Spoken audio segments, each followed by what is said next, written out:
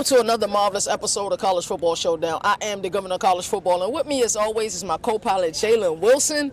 I would say we have a very special guest, but, you know, he is the waviest to ever do it. My guy, CFB Moon. We're going to talk about the earlier portion of Day 2 of ACC Media Days, so a lot of great things on Day 1, which we covered in the Day 1 recap. I hope you all seen that. Day 2, we saw Richard Clark, who is the executive director of the College Football Playoff, and I thought he gave us a lot of great news. They had this feeling that, hey, anybody can make it to the College Football Playoff with the 12 team, and we know at some point they're definitely going to be expanding. But some of the takeaways that I like to ask Mr. Clark a question, I'm like, listen, the pureness of the regular season of college football, there's such a little margin of error. I always thought that we're taking away from the regular season by, you know, expanding the playoff. On the contrary, Richard Clark did an amazing job explaining, like, hey, no, he was like, we have more value in these later season games. We can have maybe 20, 25 teams vying and fighting for 12 spots. So I thought he did a great job with that. So we're going to pass it to my guy, Jalen, first. What were some of your takeaways from the executive director of the College Football Playoff? Yeah, so the question you asked, I really love. And his answer, like, you know, the expansion to 12 teams is only going to make things better because, you know, now if you have a 14th ranked Illinois versus a 12th ranked Oregon, for example, now that game has more stakes to it than just, it's a ranked game on a Saturday, 2 weeks left in the college football season. But now that game brings more importance. It's kind of like, you know, those teams that's on the bubble and the NCAA tournaments where it's like, yeah, it's Iowa versus Northwestern, both teams trying to make the tournament, but only one team really probably is going to out of those two. So I think it does bring more importance. I know I had a question when he was off the podium about Notre Dame and that if they finish in the top 25, would they just be an at-large bid no matter what due to them being a non-conference champion? He said, yeah, they tried to work their way around it, but they couldn't. And I'm like, it was expected. I just wanted to, like, see what happened with that and what would happen if they finished like number one. And yeah, I mean, if I'm Notre Dame, that ever happened, I feel slighted. Like, absolutely, Jalen. I thought that was a fantastic question because I'm sure, you know, the people in South Bend, Indiana want to know how that works. The reason why they want to, you know, remain independent is the prestige. It's the ability to play top-tier schools week in, week out, got their own TV deal with NBC. So I think that was a great question. I'm going to come to you now, the waviest to ever do it. CFB Moon looking like Barack Obama. Talk to me about some of the things that you liked from the executive director of the College Football Playoff. Well, I love, first off, like, his energy was just amazing. He was very, like, open to telling us about his process. He shared a couple of different stories that he endured that related back to how it applies to where he's working now.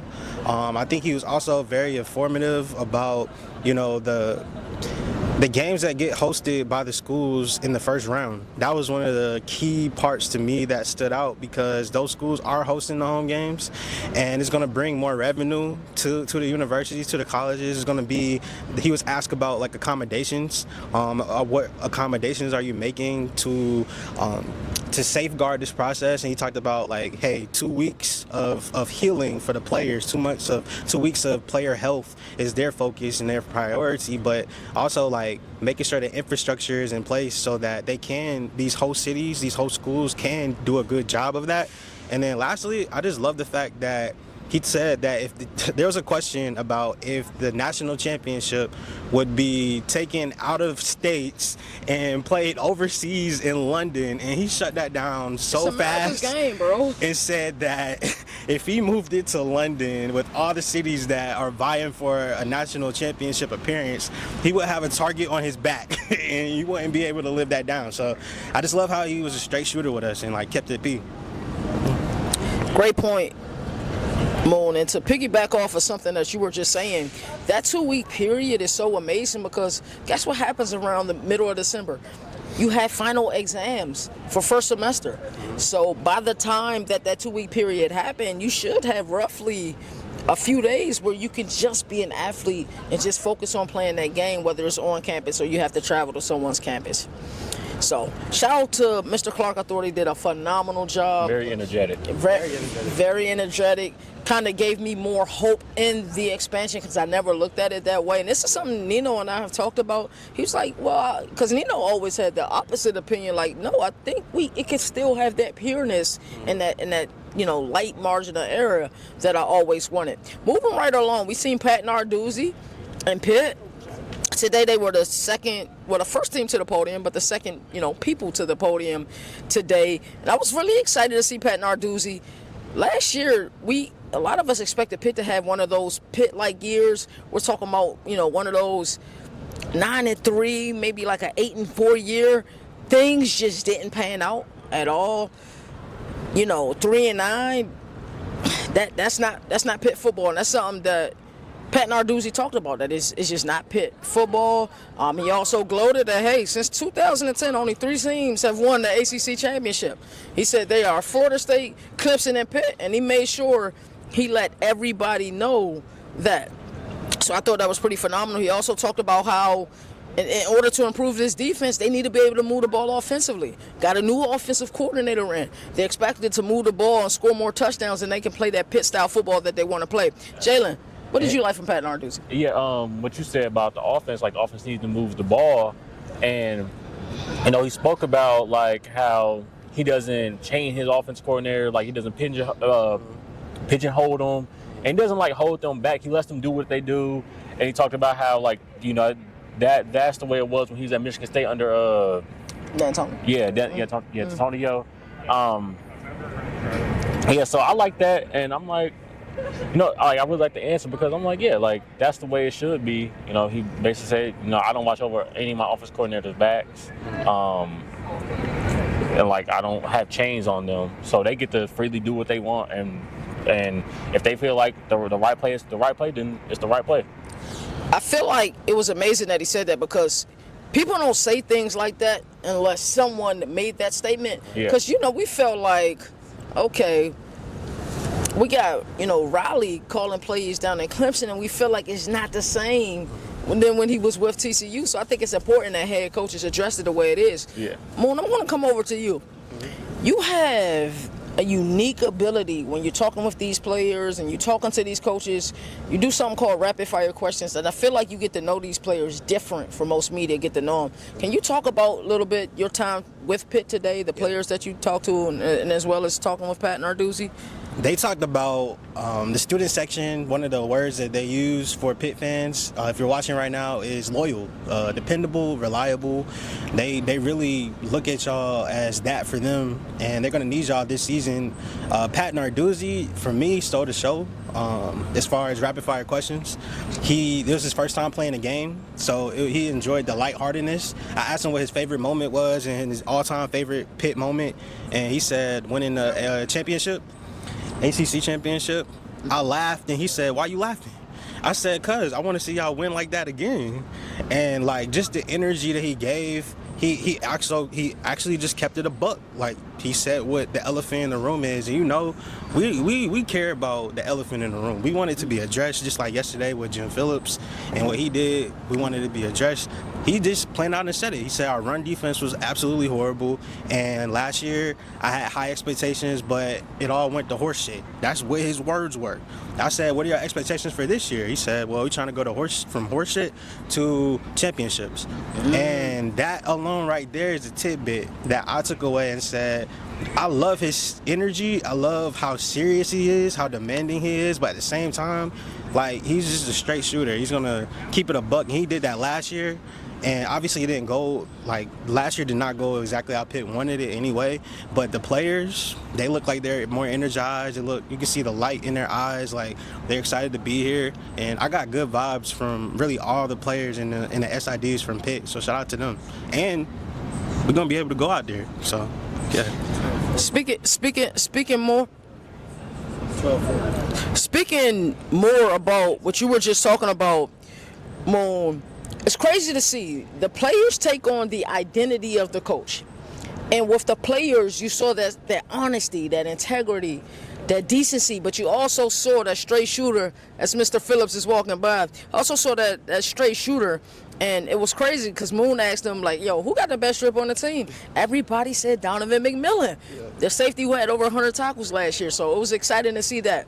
So we're going to move on to the next team that hit the stage. You know, one of my personal favorite teams. We're going to go back to Jalen. Virginia Tech, they was in the building. I got to talk to Brent Pry.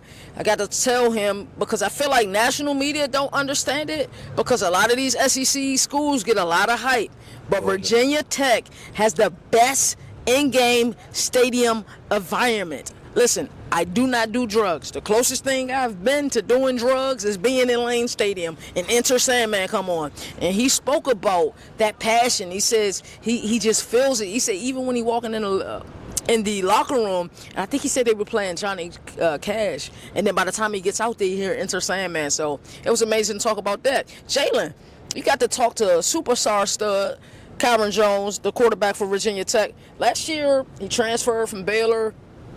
Wasn't the guy automatically, Grant Wells was listed as the number 1 quarterback. They fought all of spring camp, and they fought in fall camp as well for the starting spot. He was able to win the job in the middle of the season. Talk to us about a little bit about the conversation that you had with Kyron Jones. Yeah, so I just asked him a question about like how Michael Vick has been around the program since Price took over a lot, and how now he's going into the season as a full-time starter, how Michael Vick, a Virginia Tech great, has given him advice going into this season to better prepare him.